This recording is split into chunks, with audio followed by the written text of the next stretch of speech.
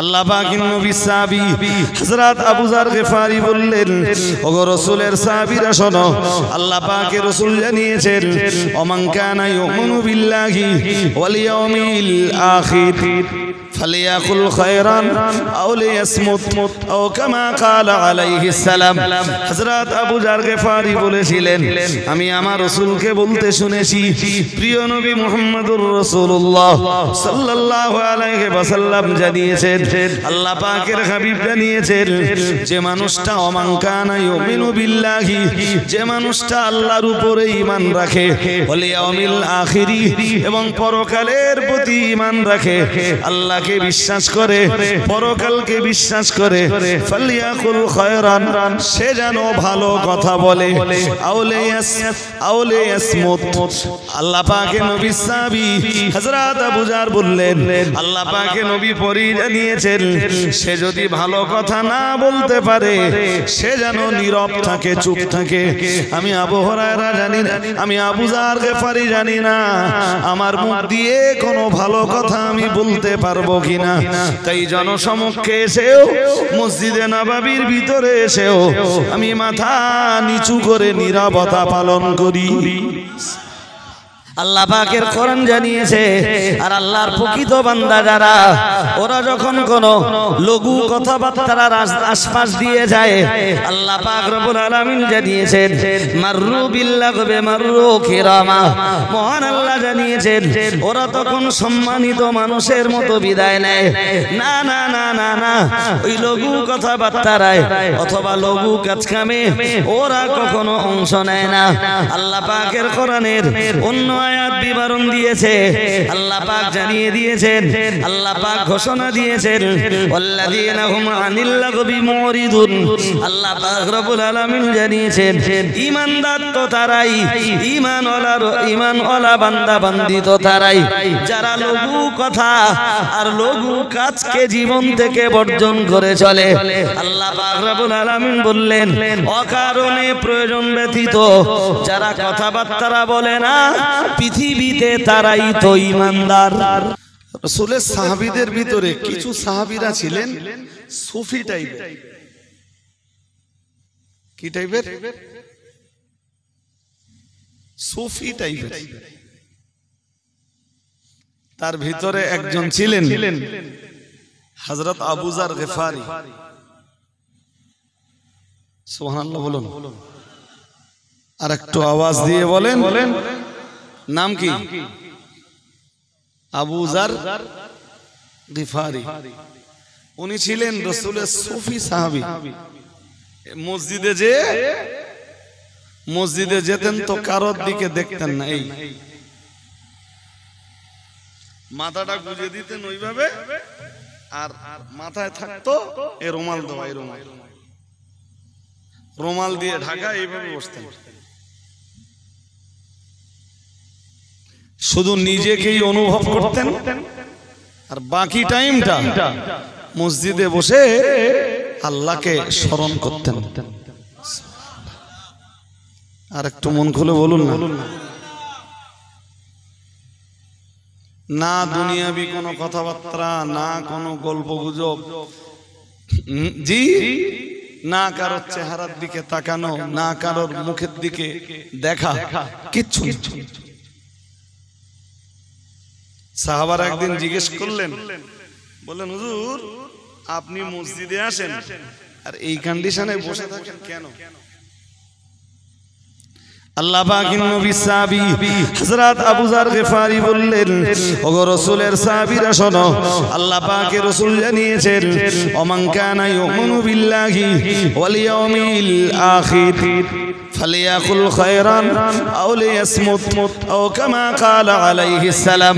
হযরত আবু যার গিফারি বলেছিলেন, আমি আমার রাসূলকে বলতে শুনেছি, প্রিয় নবী মুহাম্মদুর রাসূলুল্লাহ সাল্লাল্লাহু আলাইহি ওয়াসাল্লাম জানিয়েছেন, আল্লাহ পাকের হাবিব জানিয়েছেন, যে মানুষটা ওমান কানা ইউমিনু বিল্লাহি, যে মানুষটা আল্লাহর উপরে ঈমান রাখে, ওয়াল ইয়াউমিল আখিরি, এবং পরকালের প্রতি ঈমান রাখে, আল্লাহকে আল্লাহকে বিশ্বাস করে, পরকালকে বিশ্বাস করে, ফালিয়াকুল খায়রান, সে যেন ভালো কথা বলে, আউলে ইয়াসমুত। আল্লাহ পাকের নবী সাহাবী হযরত আবু যার বললেন, আল্লাহ পাকের নবী পরিয়ে জানিয়েছেন, সে যদি ভালো কথা না বলতে পারে সে যেন নীরব থাকে, চুপ থাকে। আমি আবু হুরায়রা জানি না, আমি আবু যার গিফারি জানি না আমার মুখ দিয়ে কোনো ভালো কথা আমি বলতে পারবো কিনা। তাই জনসমক্ষে এসেও, মসজিদে নববীর ভিতরে এসেও আমি মাথা নিচু করে নীরবতা পালন করি। আর একটু মন খুলে বলে। আচ্ছা, এই আমার কাছে এই শোনার পরে এই চার দোকানে বসে সারাদিন বগর বগর করে, এরা কারা?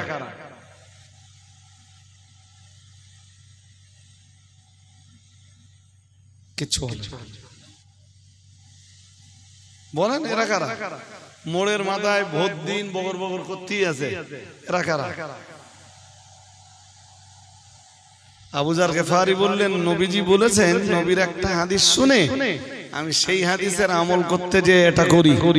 নবীজি বলেছেন, বললে ভালো কথা বলো, আর না বললে কিছু বলতেছেন না কেন? না, ভালো না বলতে পারলে কি করো?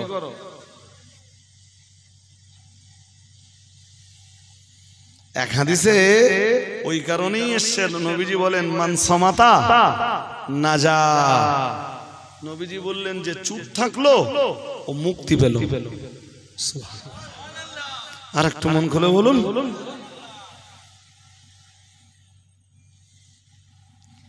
দিল্লির আসন বা মসনাদ কে দখল করবে তাই নিয়ে যা বগর বগর করতেছে, সে তো মাথা যন্ত্রণা শুরু হবে।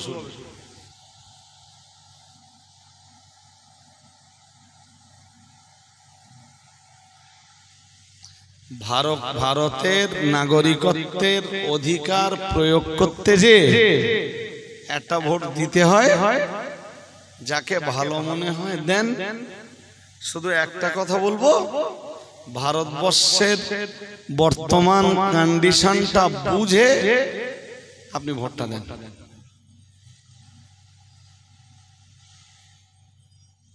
কথা বুঝতেছেন নাকি? আমি তো বলে দিতে পারি না যে ভাই এই দলে দাও, এই দলে দিও না। তাহলে যে দলের পক্ষে বলবো সে দল আমার নামে জিন্দাবাদ দেবে, আর যে দলের বিপক্ষে আমার বক্তব্য যাবে সে দল মুর্দাবাদ বলবে। আমার দরকারও নেই, বলিও নি কোনো জায়গায়। জি কি বলছি, শুধু এতটুকু মাথায় রাখুন, টার্গেটে আছে বলো যে এক দেশ এক আইন। এক দেশ, এখনো বুঝতে পারেননি এক দেশ এক আইন কি? কিচ্ছু বুঝতে পারেননি বলো। সংখ্যা গরিষ্ঠরা যদি মরে যাবার পরে শ্মশানে পোড়ায়, সংখ্যা লঘিষ্ঠরা কবর দিতে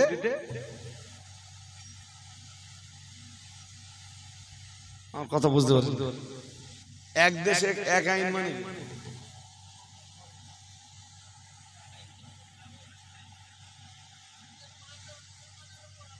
হ্যাঁ, এই তো বুঝতেছেন। বেশ ভালোই, বেশ ভালো। জি পরিকল্পনায় আছে বলো, এটা বাস্তবায়ন করবে।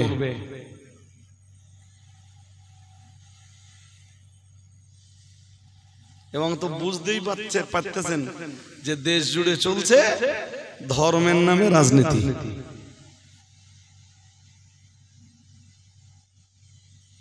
আমি রাজনৈতিক প্রেক্ষাপটের কোনো লোক নই, আর কোনো মজলিসে বলিও না ভাই।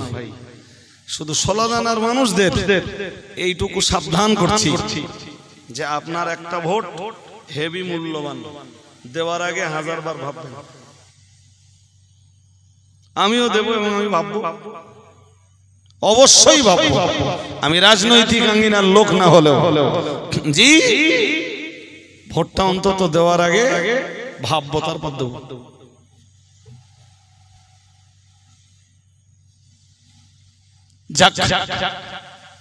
বক্তব্যের বিষয়বস্তু বাড়বো না, তবে সাবধান করে দেব, নাগরিকত্বের অধিকার প্রয়োগ করুন।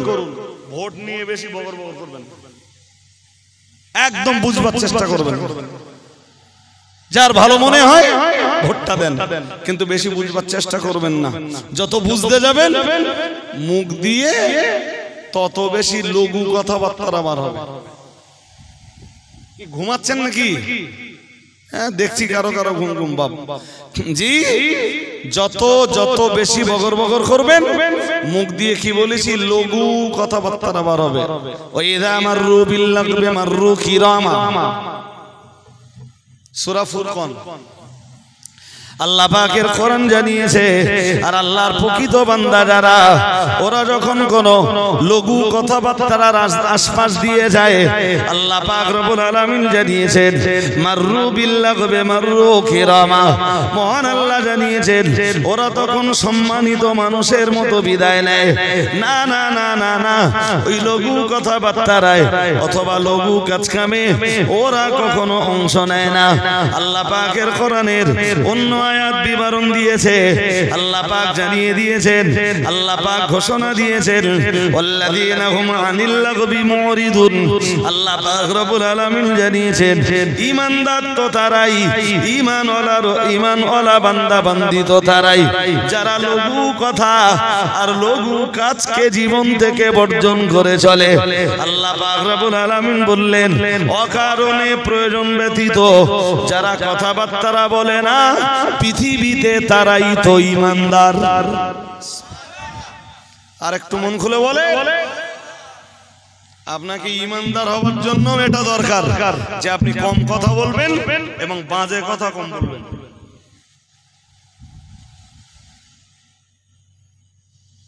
কথা কি শুনছেন? বাজে কথা, বাজে কথা কোনটা, লঘু কথা কোনটা? যেই কথায় এহকালে উপকার নেই, পরকালেও লাভ নেই, সেই কথার নাম লঘু কথা। ঈমানদার কখনো লঘু কাজ করে না, আর লঘু কথাও লঘু কাজও করে না, লঘু কথাও। হ্যাঁ, ঈমানদারের কথায় পরকাল পাওয়া যায়। মুনাফিক আর মুশরিক আর কাফেরের কথায় দুনিয়া পাওয়া যায়, আর ঈমানদারের কথায় বলুন কি পাওয়া যায়? বলেছি পরকাল খুঁজে পাওয়া যায়, পরকালের সন্ধান পাওয়া যায়। একজন ঈমানদারের কাছে বসবেন, দেখবেন 5 মিনিট 7 মিনিট থাকলে তার দ্বারাতে আপনার পরকালের কথা স্মরণ হচ্ছে। যে জায়গায় যে পরকালের কথা না পাবেন ওই মজলিসে বসবেন না। এমন কি এটাও বলে দিচ্ছি, কোন হুজুর, কোন মৌলানা, কোন আলেমের দরবারে যে যদি দেখলেন যে শুধু দুনিয়াবি কথাবার্তা আলোচনা হচ্ছে, আখিরাতের কথা কিচ্ছু আলোচনা হয় না, সে দরবারে যায় না। শুধু আছে হাসি, ঠাট্টা, বিদ্রুপ, তামাশা, সে হুজুরের দরবারে যাওয়া বন্ধ করুন। ও হুজুর আপনাকে জাহান্নামে নিয়ে যাবে।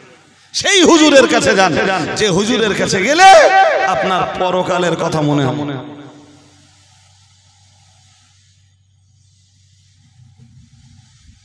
এখনো ইহকালে আছেন, আজরাইলের সাথে দেখা হলেই পরকালে স্টার্ট।